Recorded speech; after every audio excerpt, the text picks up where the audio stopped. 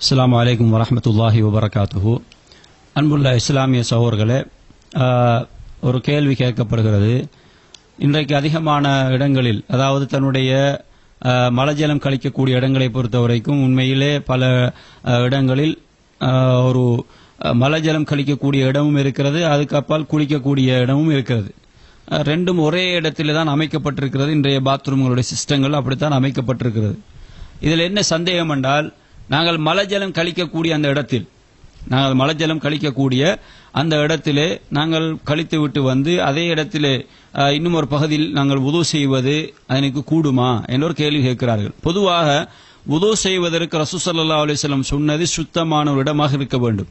அந்த இடத்துல நாம பிஸ்மில்லா சொல்லி தான் வுதுவை ஆரம்பிப்போம். ஆகவே மலசலம் கழிக்கக்கூடிய இடம் செப்பரேட்டாக அது கொமடிலேயோ அல்லது உட்கார்ந்து நம்முடைய மலசலங்களை கழிப்பதற்கான இடமோ இருந்தால் அந்த இடத்தில் நாம் வுது செய்வது கிடையாது.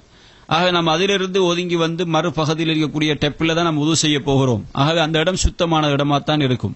அந்த இடத்திலே நஜிஸ் தங்கியிருப்பது கிடையாது. ஆகவே நாம் எதை கவனத்தில் கொள்ள வேண்டும் என்றால், நம்ம அந்த வுது செய்கிற இடத்துல கீழே நஜிஸ் இருந்து அது நம்முடைய ஆடைகளில் நஜிஸை தெரிப்பதோ அல்லது நம்முடைய உடம்புகளில் நஜிஸை உண்டாக்கிவிடும் என்ற ஒரு பயம் அச்சம் இருந்தால் மாத்திரம்தான் அந்த இடத்தில் வுது செய்யக்கூடாது. அது அல்லாமல் அது செப்பரேட்டாக கொமடு இருக்கிறது, செப்பரேட்டாக அங்கே டாய்லெட் போவதற்கான இடம் இருக்கிறது, இங்கால் டெப்பும் இருக்கிறது, வேற வசதிகள் தண்ணி பாய்ப்பதற்கான வசதி வாய்ப்புகள் இருக்குதுன்னு சொன்னால் அந்த இடத்தில் ஒரு வுது செய்வதும் அந்த இடத்துல பிஸ்மில்லா சொல்லி வுது செய்வதற்கு எந்த விதமான தங்கு தடையும் கிடையாது. அந்த பாத்ரூம்ல ஒரு தாராளமாக செய்யலாம், வுது செய்யலாம்.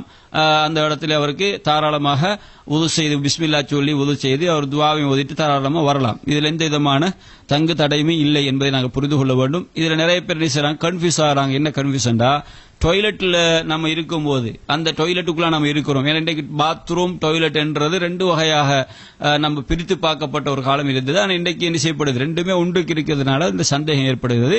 நாம் இதை எப்படி பார்க்க வேண்டும் என்றால், டாய்லெட்டை விட்டு நம்ம வெளியே வந்துடுறோம், அந்த இடத்திலிருந்து நம்ம கழிச்சிட்டு உஃப்ரானுக்கு சொல்லி வெளியே வரோம், இங்க பாத்ரூம் செக்ஷன் இருக்கிறது, அந்த இடத்துல நம்ம வுது செய்ய போறோம் என்றால் அது தாராளமாக என்ன செய்யலாம், வுது செய்யலாம். அது அந்த இடத்துல வுதுவை நம்மளுக்கு முறிக்கக்கூடிய அம்சங்களையோ அல்லது அந்த இடத்திலே நஜீஸை ஏற்படுத்தக்கூடிய அல்லது நஜீஸை நம்முடைய ஆடைகளில் தெறிக்க விடக்கூடிய ஒரு நிலை ஏற்படுத்தக்கூடிய சந்தர்ப்பங்கள் இருந்தால் அந்த இடத்தில் நஜீஸை நீக்கிவிட்டு நாம் என்ன செய்ய வேண்டும், அந்த இடத்திலிருந்து வுது செய்து கொள்ளலாம் என்பதில் எந்த விதமான சந்தேகம் இல்லை. தாராளமாக வுது செய்ய முடியும்.